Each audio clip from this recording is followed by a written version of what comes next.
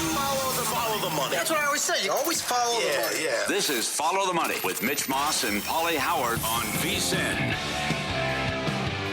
Welcome in. We are live in Vegas. Circa Resort and Casino is a spot. Mitch Moss, Paulie Howard coming up in this hour. We will get into today's Major League Baseball card in 15 minutes. Derek Stevens, owner, CEO of this great property, lifelong Detroit guy as well. On the show in 30 minutes, his takeaways from the Tigers selling at the deadline yesterday in Major League Baseball, Paulie. Also, big week here at the network. Our guide is out, our college football betting guide. I said yesterday on the air, because I didn't even look at like how many pages it was, but I'm like, oh, God, this thing is way over 100 pages. It's like 350. So, yes. The big boy. And it looks spectacular as always. It is. A lot of great stuff in here. Get it today, vsin.com/subscribe. Sign up for as little as $9.99. You're going to get Matt Euman's preseason top 50 previews for every single FBS team. That's 138 best bets, conference champs from hosts and experts here at the network. I love right at the top, you get right into the picks. Like who's going to win every conference, who's going to the Final Four. And then you start off with Euman's making a strong case for Fresno over their win total. Sure. It's great. What's a sports all about? Yep. Get the top 50 in there. He went back and forth with Paul Stone. So they have different numbers, at least in the top 10 that he shared as well. And Paul Stone, professional bettor, he's coming on Thursday again to preview Pac-12 this week.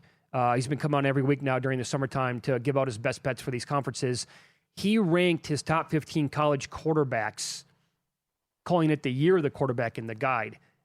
I got to disagree with number one. You're damn right. I have to. I just don't see it. I don't see that this guy, well, they're going to say the pedigree, whatever. I mean, it's not like Eli Manning was great. I mean, he just caught lightning in a bottle when they upset the Patriots both times, and just a miracle catch in the throw to Manningham on the sideline. And Peyton's probably top 3 all time, top 5, whatever. But I didn't see it last year. There were improvements late in the season, but to think what the price is again, Heisman, and then he's just going to come in and dominate or be like a top pick in the NFL draft, I'm watching a different game. Yep. So he's unbettable to me at plus 750 to win the Heisman Trophy. And Arch Manning is Paul Stone's number one quarterback. He wrote perhaps the most polarizing figure in all of college sports. Manning began the 2025 season as the Heisman favorite, but he sputtered in September and quickly fell from grace. He did point out that from October on, however, he threw for 2,012 yards in the final 8 games, 21 touchdowns against only 3 turnovers in that span. Here's why I'm at with Arch Manning. Because Paul Stone is far from the only person on the planet to make a case that he's the best quarterback in college football. He might win the Heisman Trophy, or he's going to be the number 1 pick overall in the draft. I saw that from draft people last year at the end of the college football season. If he came out last year, he should have been or would have been the number 1 pick in the draft. If you're right about Arch Manning, that's great. And if you're strong about him, look, tip of the cap to you. My thing is what Paulie just said. I'm sorry, but I need to see it a little bit more. It was such a small sample size, and was he dinged up? Maybe. Was the team dinged up? Absolutely they were. But man, oh man, based on the first season from Arch Manning, I got to see it unfold in 2026. They're lucky they didn't lose more games, too. Oh, for sure. That's the other thing. But it's like what Mike Pritchard would always say. You take a quarterback number 1, it's a 50-50 shot. That's right. You know if the guy's going to pan out. I wouldn't take a lot of these guys high. Like, do you think Mateer's going to be a good pro? Do you think Hoover's going to Dante Moore? No way. I wouldn't take Moore top 5 neither pick. would I. No chance. So, I mean, the guy I actually think has the best chance at having a long career would be Chambliss. But I could be way off on that when it's all said and done. But I think the guy who can really excel at the next level out of all these guys would be Chambliss. I don't disagree. I really don't. I mean, the age is going to be held against him. But I thought coming out last year, he was so good that Chambliss, had he done it, and did not try for another year of eligibility. I'm like, why should Chambliss not be number 1 overall? Do we know that Mendoza has to be the guy, number 1? And Chambliss would be where I would start my power ratings for quarterbacks in college football this year as well. He was absolutely spectacular last year. Now, there's no more Lane Kiffin, but again, we talked about this earlier. Why is Lane Kiffin the be-all, end-all? Why is he the best coaching? Like, we're expecting this massive upgrade at LSU, and yet Ole Miss to kind of like not be who they've been the last couple of years because he's gone? Okay. I'm betting the opposite way on that. I got tickets on a positive, this tough schedule, but I think Ole Miss can be a playoff team again this year. So I would have him number 1 overall. I have not bet him to win the Heisman just because I'm going back and forth on 12-1 at that number. and Paul Stone has C.J. Carr number 3 overall. He was very good, but the number, as we talked about with Aaron Moore yesterday, are the numbers really going to pop this year with Carr to like bet him for the Heisman? I don't think they're going to. Their defense is going to be so good, and they have a very manageable schedule. They might just pound teams and take the foot off the gas. Mm-hmm. That's definitely in play. How about Mensa? I mean, this is a guy who's tricky, which I know Dustin has Heisman bets, and I asked Brad Powers on air, who's better, is Mensa or Beck? And he said, good question, hard question. 34-6 touchdown INT ratio last year, but now you come in with all this talent. You have Fletcher and Tony. Sure. And he get his star wide receiver who had 1,000 yards joins him from Duke. I mean, maybe he's way too low at 10, and maybe they go 11-1, and he has some monster games and puts up ridiculous numbers. Because the thing, they had big numbers there too with Beck, but Beck had a ton of interceptions. Sure. Beck was more managing the game too at times. I'd like to ask a follow-up to Brad Powers then. Beck was terrible in the SMU game. Yeah, he was. How close is Mensa to Cam Ward? Okay, maybe that's better. He also killed him in the Louisville game. Because if with the turnovers. Yeah, sure. And if he's close to Cam Ward, in the opinion of some pros who do this, for a living, well then sign me up to win the Heisman. Because what you just said, they should win 11 games this year in that neighborhood. And if that's the case, you're right. Yeah. The comeback is then you're going Tulane, and then Duke 34 touchdowns, but now you're coming up to Miami. Right. Maybe the knock is about step up in competition or who you're playing, and the bright lights are on you every single game. But I think he's in for a big year. He had 4,000 yards passing. I'm glad you brought this up, by the way. Like last year, the whole talking point about Dante Moore potentially going back to Oregon. Well, he doesn't want to be a member of the Jets. Why would the Jets have to take him at number 2 overall? I thought that would have been a complete reach. Are we positive that Dante Moore, forget the college level for a second, he's going to be a franchise quarterback in the NFL? Like, why does that have to happen? I heard Kazarian talking about this here whenever it was on VSiN within the last 10 days. He's like, I'm not a fan of Dante Moore. I'm like, thank God somebody finally said it. I think I was on vacation. I'm like, I'm not either. Well, remember the J.J. McCarthy hype? Yeah. Oh, this guy's going to be awesome. Everyone's sleeping on him. He's going to be great for the Vikings. Yeah. He's a fine quarterback on a team that is absolutely loaded to the gills. Does that mean I want to bet him to win the Heisman, or I think he's good? No, it does not.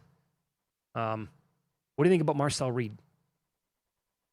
So the kid is obviously a two-way threat, dual threat quarterback. Gets it done both ways. But we pointed out earlier, the top 25 was released today, and a team ranked in the top 10 has finished unranked every single year but one the last 23 years. Paulie and I agreed with this without even talking about it before the show. We think that team's going to be Texas A&M. If we had to take a flyer on which team that would be, they're ranked, 8th in the preseason poll today? Yeah. They get Texas and Tennessee at home. They get all their other big ones on the road. That would be the team I would look at.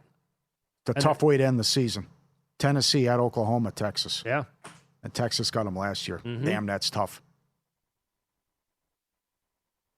But that's not bad where he has them. He has them at 12.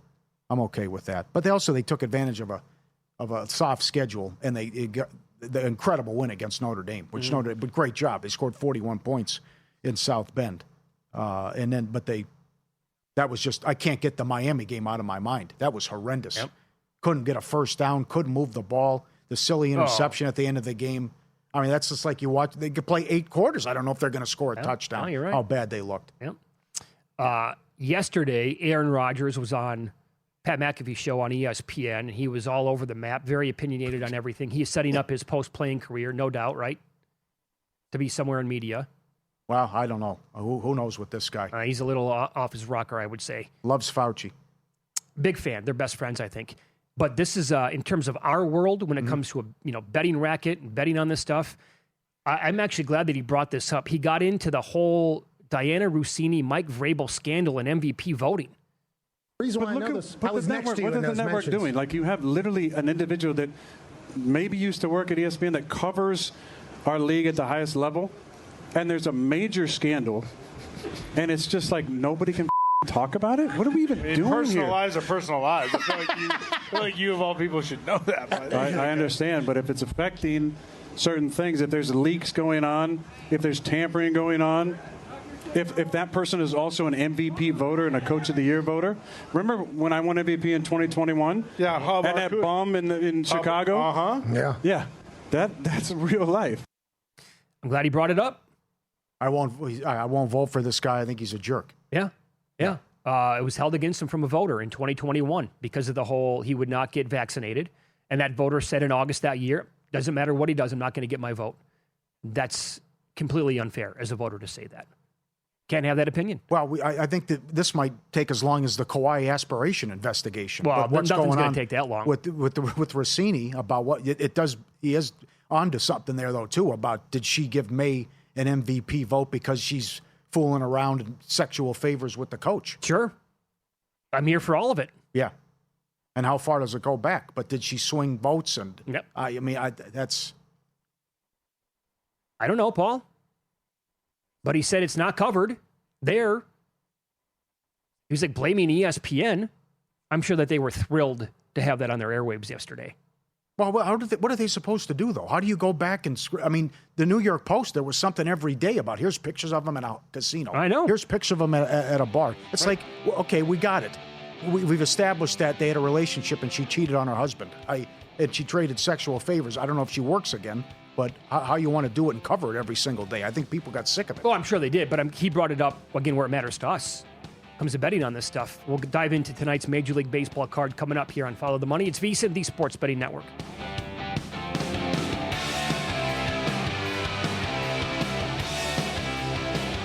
So you're listening to this podcast because you want an edge. But what if I told you you're only halfway there? You've got the mindset. Now it's time to get the toolkit to match. Here's the thing. Pro bettors spend thousands on data and tools, but what they don't want you to know is you can get the same edge for a fraction of the cost with VSiN Pro. With VSiN Pro, you get access to expert picks, public betting data, prop projections, powerful tools, analytics, and more. Tap the link in the description and see why thousands of bettors are already using VSiN Pro to cash more bets.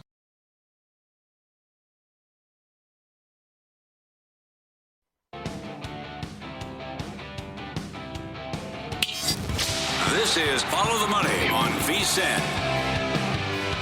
Derek Stevens in studio coming up in 15 minutes. Not only owns 3 casinos here in downtown Las Vegas, lifelong Detroit fan. His thoughts on the deadline yesterday. Sellers. Scooble on Saturday night, and then Casey Mize right at the buzzer going to San Diego. Former Padre Cody Decker was on with VSiN Primetime last night. Very opinionated on the sport of baseball. Does a radio show in L.A., comes on with Tim and the boys and Matt occasionally throughout the baseball season. I was driving around, going home last night, listening to this, and there was a great payoff because I'm like, what the hell is this guy talking about when Tim asked him about what the Brewers did at the deadline? Man, you know, I'm glad they've stood pat. I'm against all you guys. I'm glad the Brewers didn't do anything too crazy. They got Dustin May. Thought that was a very nice pickup. He might be a problem when it comes to October, but at the end of the day, yeah, I'm thrilled the Brewers are sticking to their recipe that is proven year in, year out to win championships. This is a championship team year in, year out, and they've never, ever changed a single thing. And why would they? They keep winning championships. They haven't won a championship. What was that? They haven't won a championship, Cody. You mean like this current run? They have a history of championships. Why would they change anything? They don't. They've never won a World Series. They've never won it? Never. Oh yeah, this was bad then. Then I'd say this was bad. I would say continuing the same thing is bad. I take back everything I said. I'm sorry, I've been a little misinformed. I thought they were based on what you were saying, yeah, why change the thing? It works. Oh, look at all the rings. I love the bit. That was awesome. Yeah. I'm like, I was on Main Street driving home. Like, what is he saying? And then I go, hold on a second here. Yeah, very good. Well, so there's a lot of this, and people are upset. And the Dodgers have had to deal with it as well. So it's, why did the Tigers do this? Why did they take that in return? Where are the other teams? Step up, do something, come on. Like Baltimore a couple of years ago, the Brewers still missing out as well. Dave Roberts was asked about the Dodgers ruining baseball. We'll get that in a second here. Now, because they asked Scooble, they asked him, they asked Freeman. And everyone, I've heard this seen it multiple times by people that the Dodgers are ruining baseball. Here's Roberts being asked about it yesterday. It just seems like there's always blowback with us. People are passionate. We feel good about it. There's nothing that we did that no one else couldn't have done. I just laud our front office. We have to have the players to be able to pull something like this off. And, we still got, arguably one of the top 2 or 3 or 1 or 2 or 3 farm systems in baseball, a day later. So it's a credit to a lot of people in this organization. Thanks, guys. Well, 2-time world, they won it back-to-back trying to go for the three-peat. And say, okay, Yamamoto, Ohtani, Glasnow, Snell coming back. We need more. Got to put us over the top. And why Detroit took that deal, I'll never know. I know. Which ESPN gave him a grade of a D. Well, Paul, again, as a Brewers fan, I'm a little bit bitter because, again, some of the reports came out and said they offered more. Who knows? I still haven't heard what the official offer was. I don't get the Red Sox giving up that for Rutschman, and then this is what Skubal went Neither for. do I. But I don't blame the Dodgers. I don't. I think it's a total farce what fans have been told by their owners for decades in this sport. Oh, poor us. We're a small market team. We can't make it. Yeah, you can. You're all billionaires. And first and foremost, the Tigers should have been discussing an extension with Skubal for the last year and a half. And to punt on having this guy, I agree. Horrible job out of them. Yeah. So it's maybe if the lockout happens next year, that's going to be the best thing to happen. And then other teams will actually up their game because the A's are moving here, folks, to Las Vegas. I wanted nothing to do with this team moving to Las Vegas. And this is coming from someone who rooted for the A's when they were in Oakland. Because if they come here, and it feels like they're changing their whole philosophy a little bit because they were not sellers yesterday and they pointed that out. Well, we're building for the future. Well, you need to be because you're moving to a new city that's building you a brand new stadium. They can't possibly come here and have that same attitude in previous years of, well, we got awesome talent and they're going to get good for the first couple of years and then we're going to bail on them and trade them for other. Just like, what are we doing? Don't want that anywhere near Las Vegas. So there's got to be a whole thing of, we can go out there and sign our guys and keep them, and then put together teams like that are going to be competitive with other teams like the Dodgers. Well, yeah, they go for it, and they try. And I know if you're a Yankee fan, you got to be livid and say, why isn't Cashman do that? I know. I mean, you got the Yankees with their drought since 2009, which is unacceptable. And then again, what did he do at the deadline? Garcia had a home run yesterday, but they needed some help too. And you lost in the World Series to the Dodgers, but then these guys just look around and say, not good enough, let's add something, and maybe another piece or tweak here. And it's an embarrassment of riches, but that's what the Yankees were, though, too. Why did the Yankees get away from that? Sure. Well, the old man died. That too. But it's also someone's got to step up and say, this is unacceptable, and let's get back to being the Yankees and dominating and having a stacked roster, and also having that core group. And having a great farm system. And they said the same thing about the Yankees in the late 90s and the early 2000s. Oh, not fair. Too good. Ruining baseball. Well, but who has better job security than Brian Cashman? I don't understand. I know. Nobody. Yeah. It doesn't make any sense. With this drought? Yeah. How about he comes out then and we had talks about Adley Rutschman. Sure. Great. You picked up the phone and had one small conversation. You didn't make the deal. That's the bottom line. Did the Red Sox overpay? Absolutely they did. But somehow, some way, the Red Sox have realized, well, this thing is real. Why don't we go for it? The Yankees aren't going to do anything. American League is wide open. We're as good as any of these teams. Maybe we can steal a World Series this year again. I don't think the Red Sox had this in the plans 2 months ago. They got out of control. I mean, remember, then they also had a lot of swings and misses. Kevin Brown, Arabu, Randy Johnson, who's the guy? Carl Pavano. Oh, yeah. I mean, there were so many guys that didn't work out. Where Kenny Rogers, all these busts, but they would throw all the big money and sign these guys, and it would just blow up in their face. But it's just, I know it's outrageous to see minus 130 to win the National League and plus 150 to win the World Series. But they still, Phillies could have beat them, and the Blue Jays definitely blew it. Sure. Well, when you think about that look-ahead number, and they were minus 110, it keeps growing now, just to win the National League here. Because right now they're on pace to get a top 2 seed, which means the Dodgers would get a bye.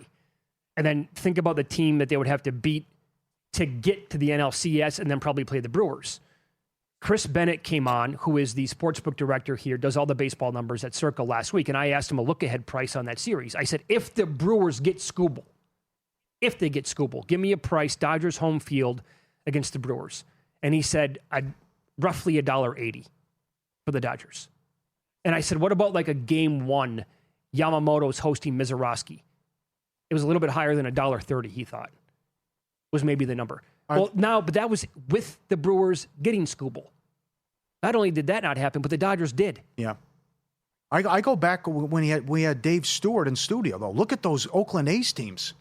I mean, they lost in 5 to the Dodgers, and they got swept by the Reds. They only won 1 World Series, I think, with all that talent. And that was an embarrassment of riches. You still got to go out there and do it. And even though it's a joke, with you see how much talent they have, and if a payroll would help, and fans would stop complaining. But there's also too many owners who just say, I'm going to take the easy way out, pocket the money, and I'm just going to put a half-ass product on the That's exactly field. right. They don't care. They have, 20 other businesses that are, they've built their empire with. So if you're talking about this being around Pick'em now, maybe a little bit heavier than that, how about building parlays around them and the links? We did this earlier in Pizzeria. You want to go National League with links to win it?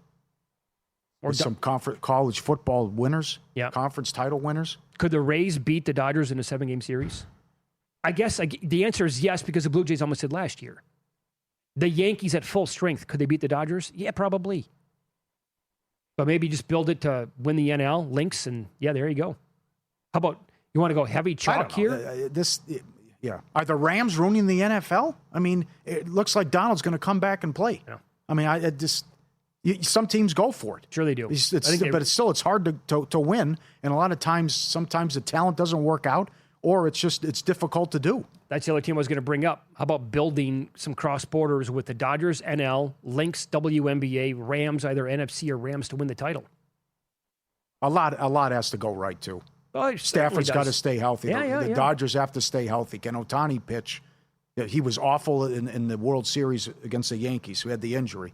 That hurt him, though, too. But you got to go against the Miz maybe 3 times, though, in a 7-game series. Maybe. And even though he could only go 5 or 6 innings, it's sports. Weird stuff happens. How do the Brewers set up their rotation now in a 7-game series? Miz, Harrison comes back. Miz in game 3. I think I got to go put Henderson in there. You got to go Logan Henderson. He might go game 2, actually. Okay, yeah.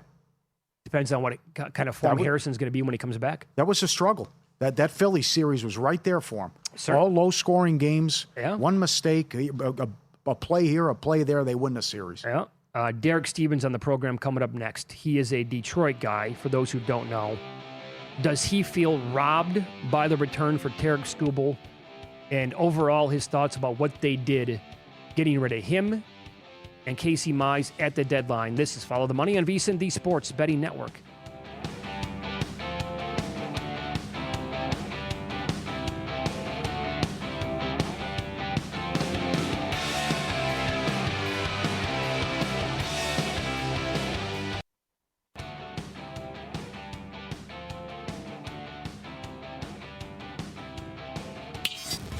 This is Follow the Money on VSiN.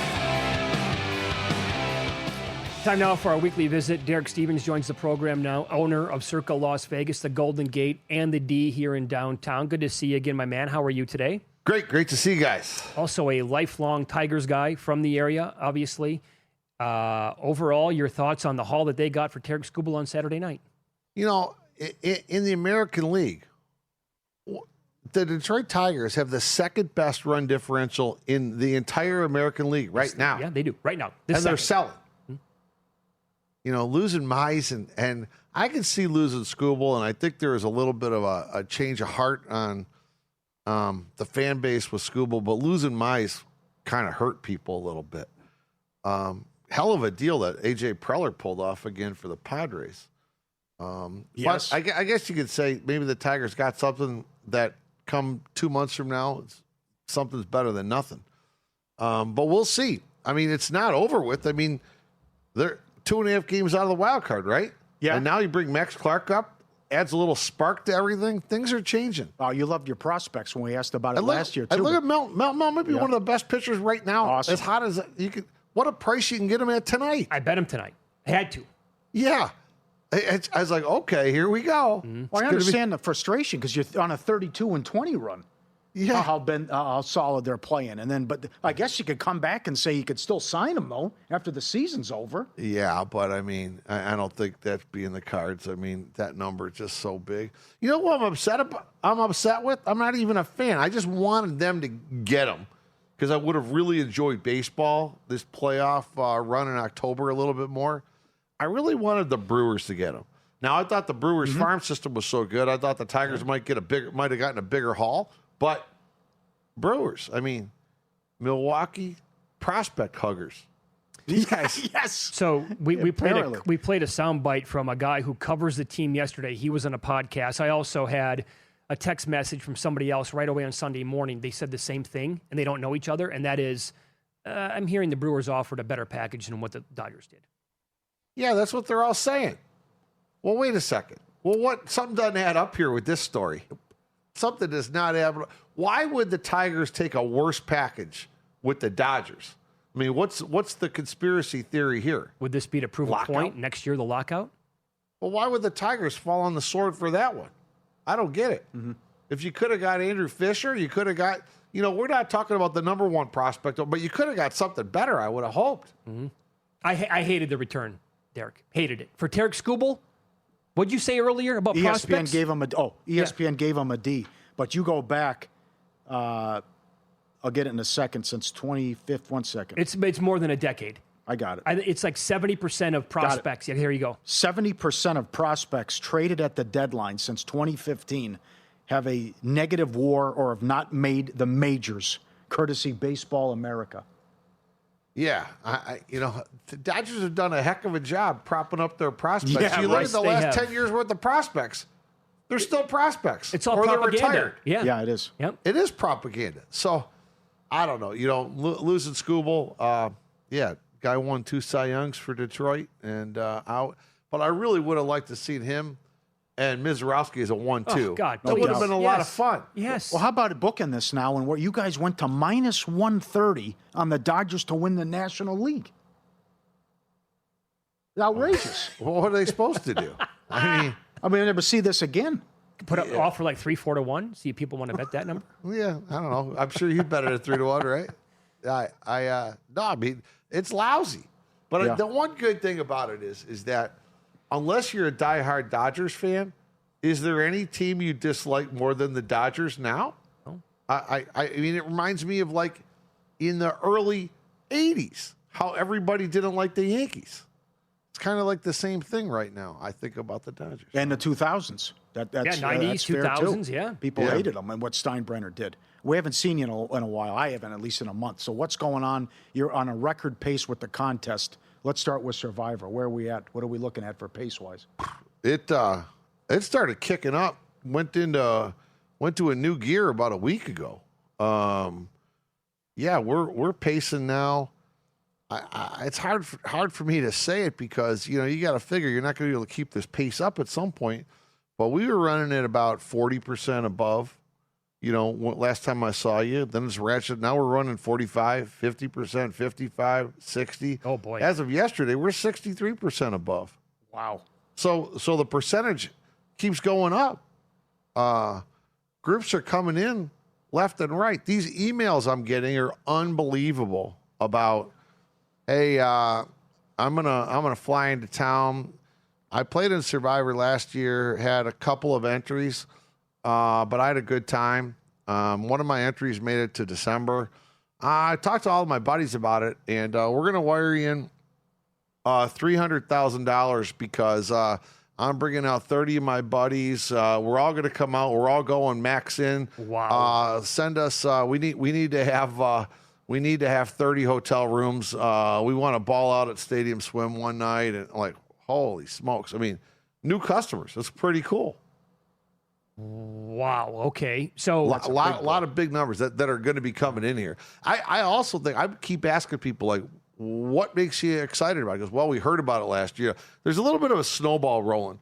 And then the thought process comes up about, well, we know where our money's at. I mean, you know, we're not messing around with a couple $1,000,000 anymore. I mean, this is a hell of a lot of money to have at risk. You better make sure that your man can pay you. Yeah, I mean, no kidding. And in Vegas, you know, I mean, you kind of know where we're at. We're not running away from anything.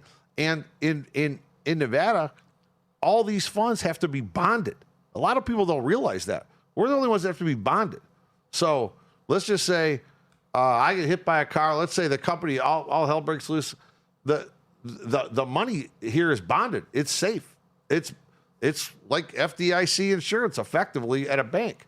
No one else is like that. So I think as these numbers get bigger and bigger, the safety getting paid is more and more important. Great point out of you there. So, by the way, I hope the network has something to do with that, the popularity of it. Absolutely. And also the show that you guys have made now for three or four consecutive years. Absolutely. There's no question. People love watching VSiN. We're talking about it.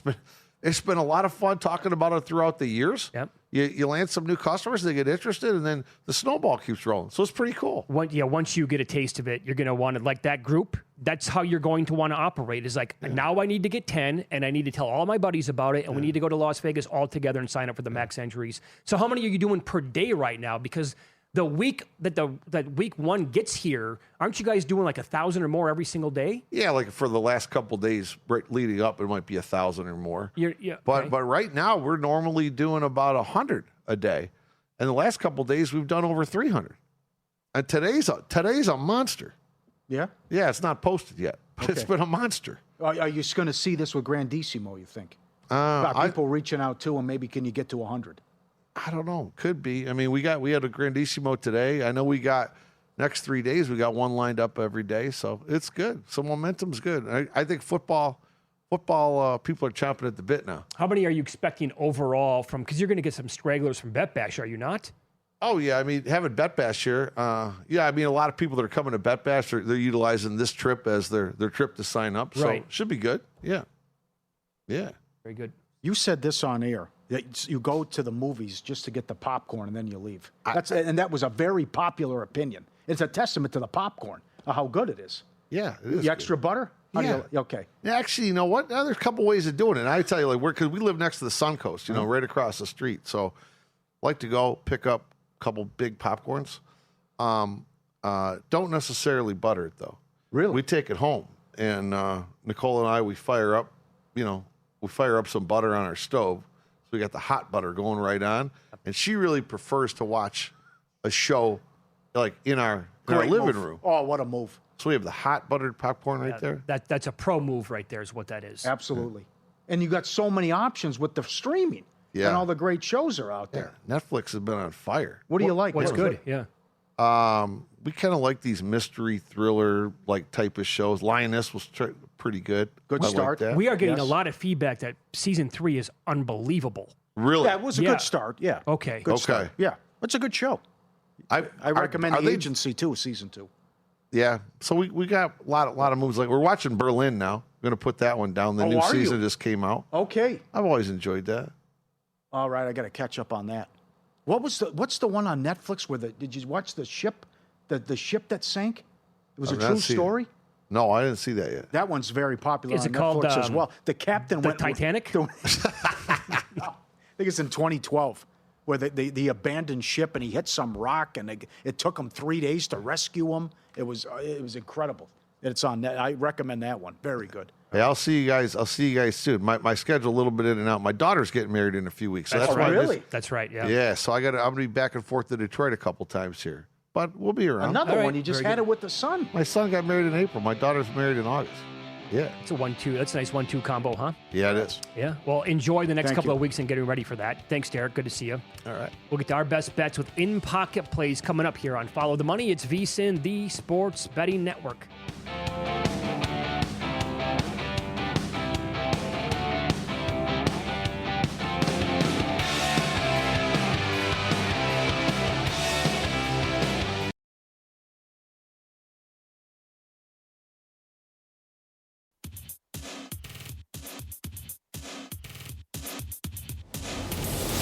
The guy has an algorithm to determine the winner of any given college basketball game. Someone gives you 10,000 to 1 on anything. You take it. Take it. Take it. I bet you $20 I can get you gambling before the end of the day. No way. I'll give you 3 to 1 odds. Nope. 5 to 1. Nope. 10 to 1. You're on. Shipwrecked. Nightmare at Sea on Netflix. Documentary. It happened January 13th, 2012. 4,000 people aboard the luxury cruise ship. And the captain went rogue. Decided to treat a crew member to a sail-by salute where the staff member's family lived. Miscommunication turned into a nightmare where the luxury liner hit a rock reef off the coast of the island. Yeah, and the nightmare, look at the picture. Look at the picture when it hit the boulder and what happened. Oh, my Lord. It's incredible theater. It's a great documentary on Netflix. I highly recommend you check it out. And I think it took 2 hours before the captain to say abandoned ship. What was he on? It's incredible. You got to watch it. Highly recommend it. That's a heady move. Because there's so much stuff with Amazon Prime and Netflix and Paramount to say, I'm just going to go across the theater, go to the theater, get the popcorn, bring it back home and watch my show. Well, every night at your house could be like night at the theater. Yes, good. Then. Absolutely. Enjoying the popcorn because theater popcorn is always, unless you get there late for like a midnight showing, it's always going to be like awesome popcorn. It is. So good. Have to get it. When we were talking about movies, I think it was one of the best lines or unexpected events in the history of the show. When we asked Jimmy Vaccaro, what's the last movie you saw that he said Star Wars 1977? Yeah. Like, how could that be your answer? Like, you never get excited about it? Oh, I have to go check this out. Look at the reviews. Text him. Let's see what he thinks about Odyssey. That was his answer like 5 years ago. Incredible. The Phillies hit a grand slam in the 7th. So that daily special prop bet lost. There was only 8 games. And then the fourth quarter died in the Liberty game. So that comes to an end. They had played 7 straight overs in 10 of 11. They did their part as they've scored 90-plus points 6 games in a row. But the teams combined for only, I think, 32 points in the fourth quarter. But the overs roll on in the WNBA as the other 2 games went to the moon. And that's going to be, this Phoenix team's going to be fun to watch with Plum as well. You know who'd be good about that? And his spot obviously books it. I'm willing to bet that Johnny Avello has watched the Odyssey. Because DraftKings, they already have the odds listed as well. Yeah, I know. And I said it's going to win. And the first thing I did is I looked after I left the theater what the odds were. Right. It was 2 to 1. Now it's minus 165. Right. It's 50% on Kalshi. Yeah. But he's a movie guy. Yes. Sure. Well, last night, the perils of betting baseball, huh? Astros went off about $1.45 favorite, so about 20 cents of closing line value in the first 7 innings alone. They had 14 runners on base, 10 hits, 4 walks. Scattered, all singles. They scored 1 run. Oh, man. That is very difficult to pull off. They lost 3 to 1, so that was a losing bet for me, unfortunately. Other stuff that we talked about yesterday got there, Cubs and also the Aces. Those were good. Tonight, talked about this several times today on the show.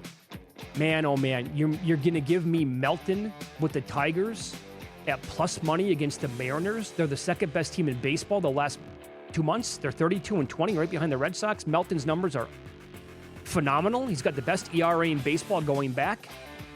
They have won, 9 of 11 starts out of him. I'm getting him plus 111 for the game and plus 105 in the first 5. Had to bet those numbers. Got to be frustrating if you're a Tiger fan. 32-20 since June. Right. And you punt. I did bet them at plus 790, by the way. That number did move a couple of dollars to make the playoffs. I was hoping they didn't keep Mize for that bet. That was after they traded Skubal. They didn't. Now, how does that 1-2 comp? Again, like his point, though, Derek's point, they have a plus 63 run differential. It was the second best in the entire American League. Craziness. And I'm also on, I think this could be a series where we're looking back like, Rays pounded the ball. This happened in one series specifically last year when the Rockies, they were way worse last year than they are this year, but the Rockies hosted the Blue Jays. Blue Jays went there and scored like 40 runs in a 3-game series. It was like every single. I think that might happen with the Rays. Did it yesterday. Caminero, 2 home runs. They scored 13. I bet their team total over 5.5 tonight. I laid 38 cents with that. Other books, it's kind of like an alt number, but other books had 6 minus 115 or 6.5 tonight with juice. So You can still find 5.5, I believe, at around minus 138 tonight. Circa Survivor documentary heating up. Tomorrow's episode is called The Turning Point. In Week 5, for the first time in Circa Survivor history, the number one pick of the week goes down in flames on a Thursday night, and the chaos that follows is unlike anything the contest has ever seen. By the time weeks 6 through 9 play out, the contenders separate from the pretenders, and the pressure gets real. $18.7 million on the line. Watch the next episode tomorrow, 9 p.m. Eastern on VSiN. You want to catch up? Episodes 1 and 2 are on YouTube right now. Just search VSiN Live. I'm with you with the Rays and fastball, Freddie. His incredible numbers, a 1.23 ERA and 5 starts in Coors, and they should get to Hughes again tonight. Also, we missed one with Caminero, home run prop. I know. At his price that he was as well. I don't know about tomorrow, though, because Sagano is the most profitable pitcher in all of baseball. You're up almost 14 units if you bet that guy every start and how well he's pitched for the Rockies. And speaking of which, Rodriguez is number 3, and he goes for Arizona tonight. They're down to $1.12 at DraftKings. They're 17-5 when he starts, almost 12 units with Rodriguez. They are hot. 15-6 last 21, 7 games over 500 now as they try to make the playoffs. Okay, very good. The thing with Sagano is the underlying numbers are not great, and people have been expecting regression from him the entire year. Hasn't really happened too much. That game was a dead under, by the way, in his last start at home against, was it the White Sox? 3-1, I think the final was, in that spot. So money on the Red Sox now, too. Yeah. And rightfully so. Sandoval up to minus 150. The White Sox are bad on the road. And as you pointed out, Martin, who got off to such a great start, it's been last 10 starts, he's got an ERA of almost 6. Yeah. And how do you go against a team that's on a 23-3 run? No, I agree. Maybe it doesn't come. Oh, regression's coming. They're going to cool off. Maybe they don't. Maybe they keep this going. They're so good. Looks like you can find about $1.40 still. Boy, it's way above that at some spots, but South Point out here looks like they're about $1.40. Looking on the VSiN odd screen right now, that's the best number. Along with Circa appears to be the same number as well. I'll tell you, this. You know what? Maybe this is going to qualify as a stinky line, isn't it? The rat line? You know what? The Reds game just started too. Is rat anything line? happen? It's $1.26 it got down to. Wow. You're right. Rat line. Minus 150 in play, so nothing. They must be coming up on the bottom of the first. Yeah, that's. They are. I don't care how well Ginn's been okay, whatever. It's just sure. You're 9-31 in your last 40. Come on. $1.26 is where they close the way it looks at Boomers and maybe a couple of other spots out here as well. Yikes. I'll tell you, here's another one too. I didn't bet it, and they have 2 runners on. Boy, this is going to be something to watch with the national numbers. They, at BetMGM, the Phillies closed as a 350 favorite. Now, Wood got dinged up yesterday. And they changed pitchers. It was supposed to be Littell. It's Palmquist. Yeah. But come on, 350. So you might be able to get some good. By the way, all year long, they've been one of the best first 5 teams in the entire league. So that was an inflated number in the first 5 against the Phillies today as well. I don't know. That's something I'm going to want to track. First of all, the results have been bad now for the last 6 games. They're not scoring runs. Again, you documented this in win-lose. 3 runs right away last night. Stayed under their team total of 3.5. That's a crushing beat. But that's a team I want to keep an eye on. I want to see where that's a really insane number. 350. That's, you want to talk about all over the map. They closed at 260 the way it looks at if the odd screen here is accurate. 260 at Caesars, but 350 at BetMGM. Not often can you find the favorite at minus 260 at one national book and the dog at plus 260. Funny, yeah, that's funny you bring that up. And you also mentioned Avella. When Avella was at Wynn, you had that crazy run when we were still doing the shows at the South Point where some high roller got hot and he was just betting favorites, and you would see that big disparity in the numbers. Oh, that's right, yeah. What he was doing. And the guy was betting chalk, and they'd be sky high on the lines because this guy was doing so well. Hunter Brown's, these will be going on while we get on the air tomorrow. Hunter Brown's $1.30 against Cease tomorrow. And Imanaga's $1.25 against Lauer. Is he really? Ooh. I don't know. Even though I can't go $1.30 with Brown. And Nick Martinez is $1.60 against Sagano. I like Nick a lot, but this kid's been great. He's having a great year. And by the way, just like that, the Phillies with a run. So immediately, the pitching change from Littell to Palmquist not going well. There's got to be ducks on the pond, too. They're $8 in play. They got at least 2. I'm looking right now. They have at least 2 runners on the way it looks. Okay. Fun show today. Will Hill joined us in studio. We had Spencer Aguiar join the program. Second appearance overall. Last week came on and talked PGA and gave out a winner with Thorn Bjornsson at 45-1. And then Derek Stevens, if you miss any of it, you can always go back and listen to the Follow the Money podcast. Stay tuned. VSiN Prime Time is next. Tim Murray, Matt Humans will take you through the entire live betting evening that we have in Major League Baseball. Plenty of college football as well. Wake up tomorrow morning early with VSiN by the books at 7 a.m. Eastern, followed by a numbers game at 10 a.m. Good luck, everybody, with the bets tonight.